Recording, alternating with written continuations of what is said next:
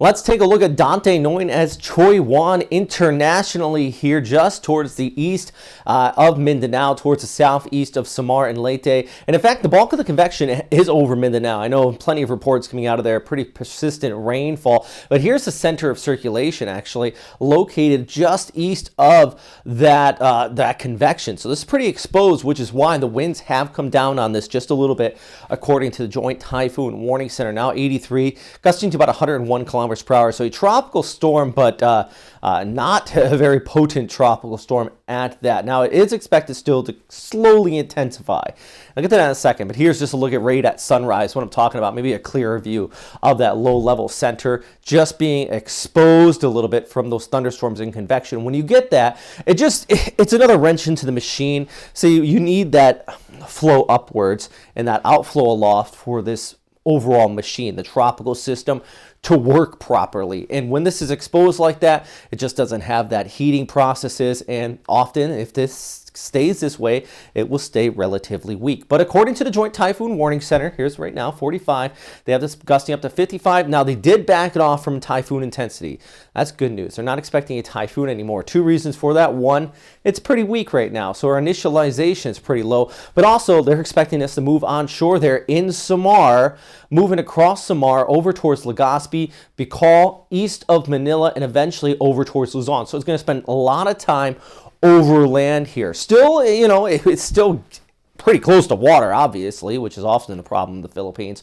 Even though it's overland, it still has plenty of fuel. But since the center of circulation likely going to be over a lot of these islands, we're going to be looking at this maintaining that tropical storm intensity and likely not becoming a typhoon. By the way, here's a look at those signal force warnings, which are in place there across Samar and northern Leyte. Good news, Pagasa already on top of this, so that's fantastic. Signal force 2 and even signal force 1 back towards the north there in southeastern Luzon. By the way, if you're new to the Philippines, or maybe you're watching this from the other side of the world and you're thinking, what in the world is these signal force warnings, Robert? I'm used to hurricane watches or warnings. Here's just a quick overview. Signal force 2 basically indicating they're expecting winds of 60, maybe up to about 120 kilometers per hour. In this case, likely the lower end of that threshold, within 24 hours, and they would see tropical storm strength conditions. Now, if for some reason this becomes a typhoon, that's when we would start to see maybe signal force 3 in place. But signal force 2 is the highest they're going to go as long as this stays at that tropical storm intensity. So kind of it's a little different warning process than maybe other parts of the world, but it works when implemented properly. That's what I'm going to say about that. So signal force warnings are in place. Increased rains likely in Visayas and Luzon, and flooding and landslides definitely still possible. So the winds are an issue, of course.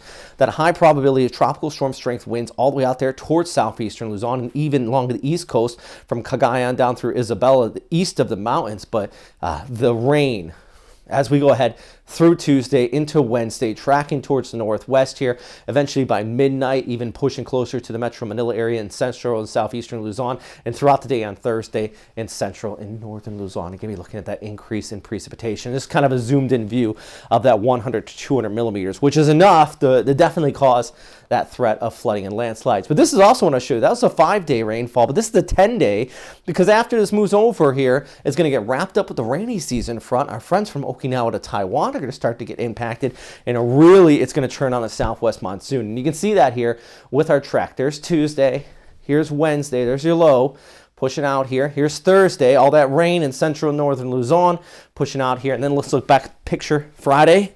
It starts to move away. You have that southwest monsoon kicking in, gets wrapped up with a rainy season front, and that increase in rainfall. So this is not going to be a one and done. Like we saw with Sergei, remember it moved away and we were pretty clear after that. Well, not with this one. It's going to turn on the southwest monsoon, and things are going to get wet out here. By the way, thank you very much for everybody on Patreon who's been helping me out. Just got a new person today, so I truly, truly appreciate it. That tropical depression. If you want to just donate $2 a month to help keep these videos going and to get these upgrades on the graphics, I appreciate that. Typhoon or super typhoon, $6-10 a month. Also is welcomed as well, definitely, actually. And if you do sign up, You can hit me up on Patreon if you have any questions about behind the scenes stuff here. I also release some exclusive stuff for members there as well. Just kind of, not these specific updates, but other different information. So I try to make it fun at the very least, especially for you guys helping me out here. But the key thing is, if you're helping me out, we're building these updates, and hopefully we can keep people safe out there, and that's the number one thing.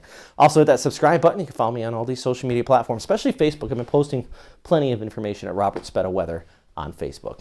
All right, thanks for watching.